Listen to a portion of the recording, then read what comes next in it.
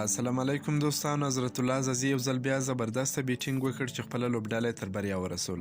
حضرت الله عزازي د ډیر وخت نه بعد یو ځل بیا په T10 لیګ کې په فورم کې راغلی دی چې نن یې د خپلې لوبډلې دپاره ډیر زبردسته بیټینګ ترسره کړ چې لوبډلې یې په 9 ویکټو باندې بریا هم خپله کړل. دا لوبه د چنای بریویس او بنګال ټایګرز لوبډلو ترمنځ ترسره سول.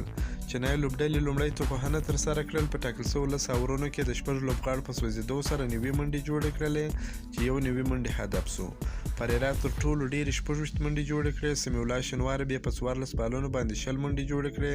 د بنګال ټایګرز لخوا بیا کریم جنت په 2 اورونو کې 15 منډې ورکړلې، خو کمه ویکټ یې نه کړه ترلاسه چې ډېر ښه بالینګ یې هم ترسره کړ. بنګال ټایګرز لوبډلې د یو نوي منډو هدف په ترلاسه کولو سره توپخانه پیل کړل چې د یو لوبغاړي په سوځېدو سره په 4.2 اورونو کې یاد هدف ترلاسه کړ. لوبه یې په 9 ویکټو وګټل.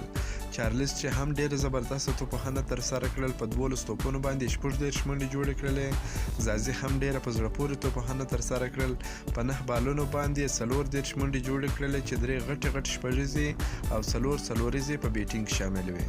دا د حضرت الله عزازي دپاره هم د خوشحالۍ خبر دی چې یو ځل بیا په فورم کې راغلی دی او د مینوالو دپاره هم چې ډېر ښایسته په زړه پورې بیټینګ یې نن وکړ.